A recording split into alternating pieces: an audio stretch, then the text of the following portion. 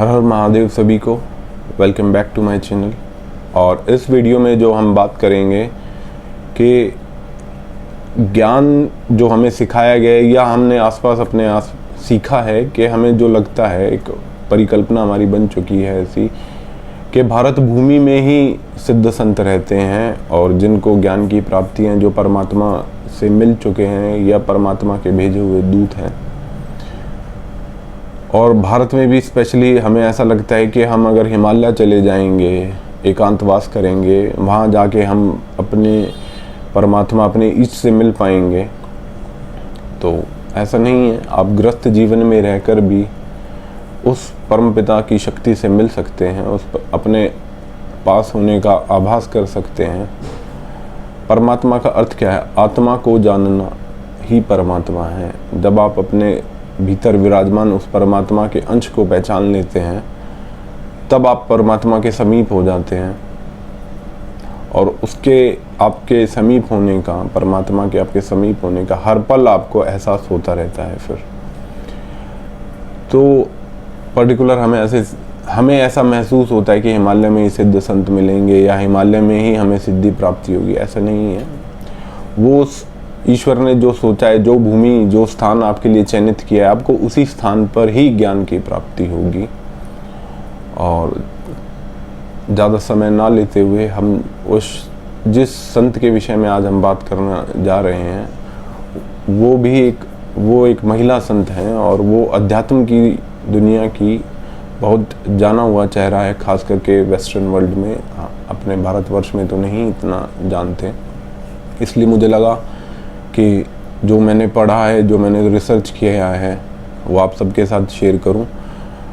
सर्वप्रथम इन संत के बारे में मुझे हमें पता लगा था ऑटोबायोग्राफी ऑफ योगी में, जहाँ पे श्री श्री परमहंस योगानंद ने उनसे भेंट की और क्या उनका अनुभव रहा, उस विषय में उन्होंने इस बुक में लिखा है। तो यहाँ से जानने के बाद मैंने इनके विषय में और गहन अध्ययन किया और जो मुझे प्राप्त हुआ है ज्ञान, वो आप सबके साथ में शेयर करने जा रहा हूँ। तो चलिए आपको लिए चलते हैं जर्मनी के बवेरिया राज्य में। बवेरिया राज्य का जो एक गांव है, कुर्नुथ स्टेशन है, कोनार्थ।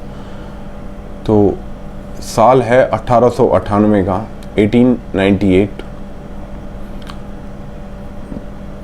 एक कुनार्थ गांव में एक लड़की का जन्म होता है। तो एक सुंदर कन्या का जन्म हुआ जिसका नाम टेरेसा नॉयमन रखा गया। वक्त बीतता गया और जब टेरेसा 20 साल की हुई तो उनके साथ कुछ ऐसा हुआ कि एक दुर्घटना में उनकी दोनों आंखें चली गई और उनको पैरालिसिस भी आ गया। पैरालिसिस हो गया, पूरा शरीर अधरंग हो गया। तो जीने की कुछ खास वजह बची नहीं थी, परंतु उनका जो परिवार था वो बहुत ज़्यादा आध्यात्मिक था।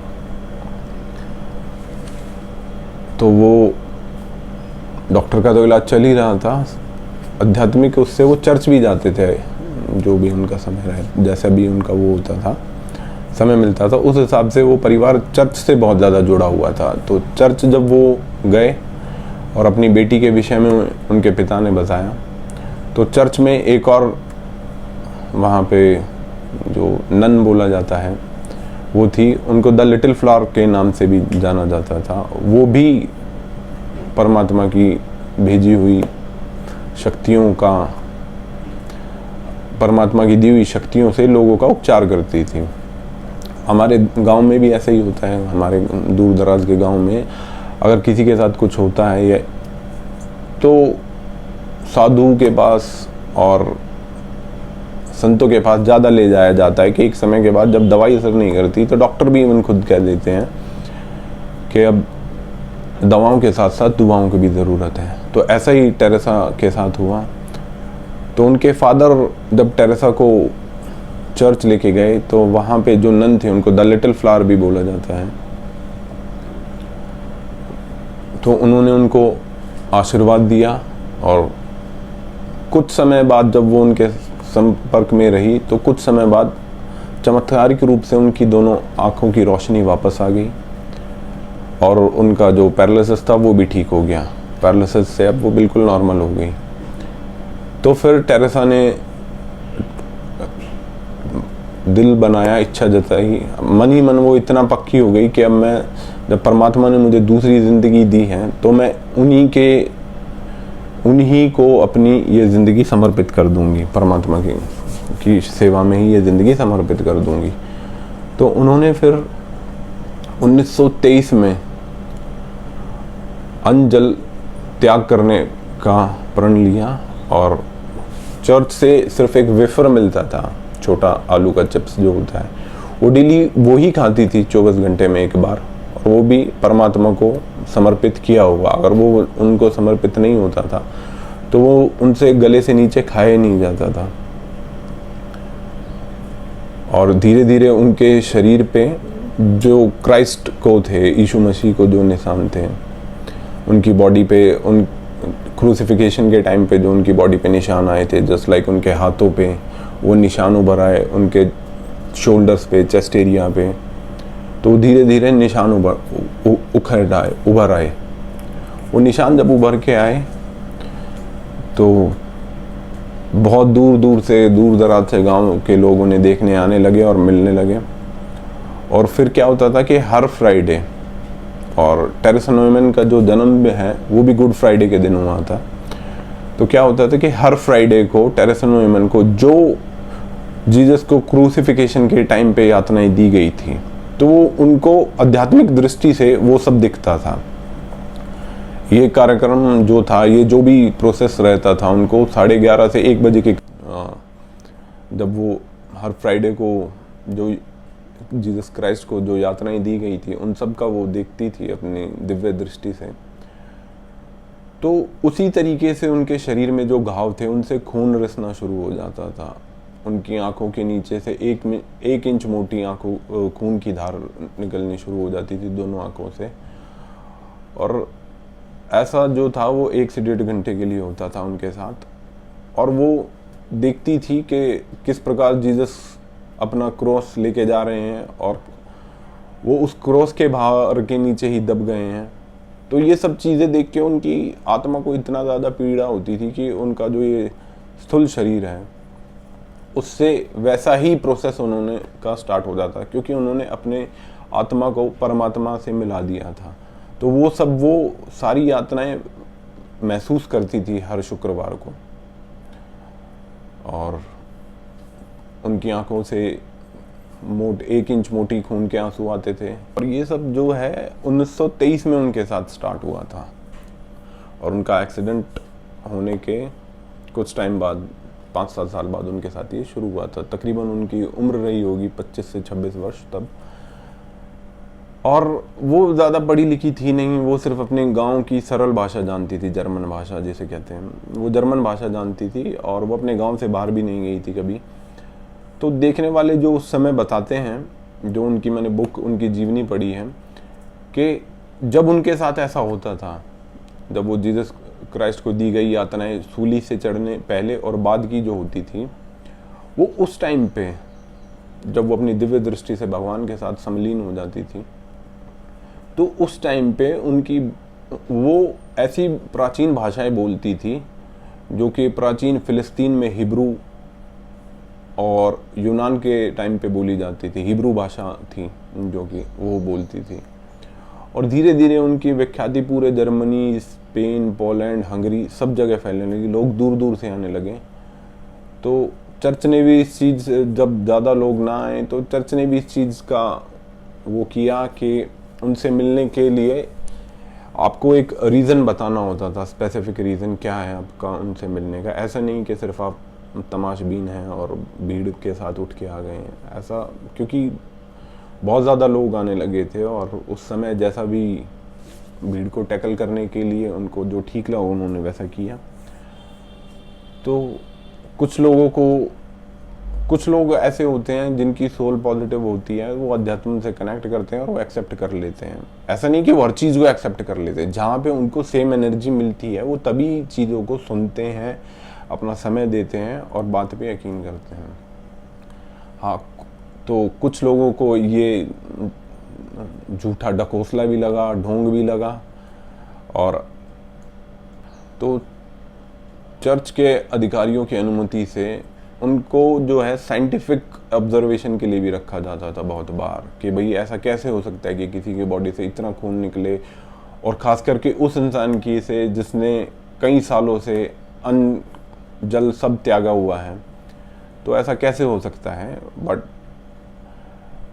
एक किस्सा है कि प्रोटेस्टेंट समाचार जो है जर्मनी में उस समय चलता था, उसके संस्थापक डॉक्टर फ्रिड्स, वो टेरेसा नॉयमन का जो है भंडाफोड़ करने के लिए कि ये पाखंडी है, ये प्रूव करने के लिए अपनी पूरी टीम के साथ वहाँ चर्च में जाते हैं, अपने पूरे लाव लश्कर के साथ, जो भी उस समय उनके पास अवेलेबल रहा होगा, वो जाते हैं और अपना पूरा मन बना के जाते हैं कि मैं इनका भांडा फोड़ दूंगा, टेरेसा नॉयमन का। पर संत को तो किसी भी परीक्षा से डर लगता ही नहीं है, तो वो तैयार हो जाती हैं। परंतु जब वो अपना एक्सपेरिमेंट करके वापस आते हैं तो वो उनके शिष्य बन जाते हैं, उनके फॉलोवर बन जाते हैं। ऐसा कुछ आध्यात्मिक चीज़ें वो महसूस करते हैं उनकी शरण में रह के, और वो उनसे इतना ज़्यादा इंस्पायर हो जाते हैं कि वो आगे चल के उनकी जीवनी लिख देते हैं पूरी। और टेरेसा नॉयमन के 2 भाई भी थे, वो बताते हैं कि जीवनी में जो मैंने पढ़ा कि टेरेसा नॉयमन जो हैं उन्होंने काफ़ी समय से सिर्फ एक सपर जिसे बोलते हैं, स्मॉल चिप्स, वो खाती हैं, और उन्होंने जल का भी त्याग किया हुआ है, तो उनके शरीर से मलमूत्र अब नहीं बाहर आता है, और सिर्फ उनके जो है पसीने की जो ग्रंथियां हैं वो काम करती थी, ताकि उनकी, जिससे उनकी स्किन बहुत सॉफ्ट रहती थी और जो चमक रहती है, तेज रहता है जो संतों के चेहरे पे, वो था। और जब उनसे पूछा गया इंटरव्यू के दौरान, और परमहंस योगानंद ने भी जब उनसे पूछा था कि आप कैसे जीवित रहते हैं, तो उन्होंने बताया कि मैं परमात्मा की शक्ति से जिंदा रहती हूँ, और ऐसा हमें कभी भी नहीं सोचना चाहिए कि अन्न अगर हम ग्रहण नहीं करेंगे तो हम जीवित नहीं रहेंगे। हम नवरात्रों में जो अच्छे से जो हम हैं 24 घंटे में एक बार ही तो अन्न ग्रहण करते हैं, बाकी हम चलते रहते हैं।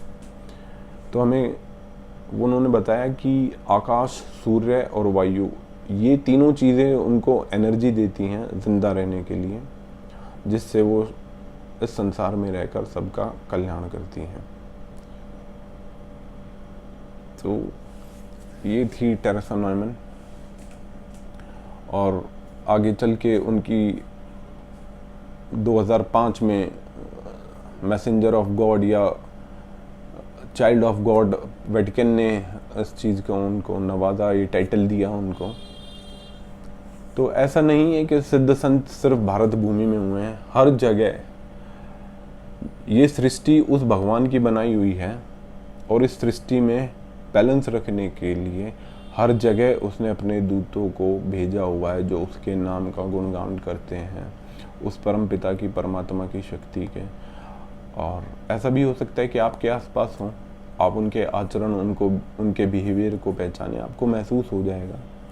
और जो संत होता है, जो परमात्मा की शक्ति का भेजा हुआ है, उसको किसी भी चीज़ से का लालच, कोई मोह नहीं होता है। मैंने बहुत से हम देखते भी हैं, कुछ लोग पाखंडी होते हैं, भोले भाले लोगों को फंसा देते हैं अपने उसमें, तो देर सवेर उनका भांडा फूट ही जाता है। उस परमात्मा की शक्ति का, चलिए ये थी टेरेसा नॉयमन, संत टेरेसा नॉयमन की कहानी, जो मुझे लगा आप सबके साथ शेयर करूं और बनाऊं।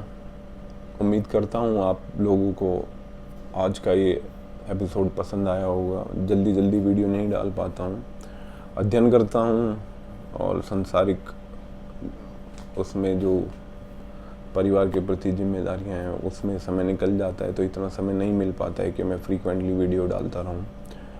और कोशिश करूंगा कि कुछ भी अगर हमारे अनुभव होता है, या आप लोगों में से कोई है जो आप अपना अनुभव हमसे शेयर करना चाहते हैं, या आपकी कहानी जो आपने उस परमात्मा की शक्ति के होने का एहसास महसूस किया है, तो आप हम लोगों के साथ शेयर कर सकते हैं।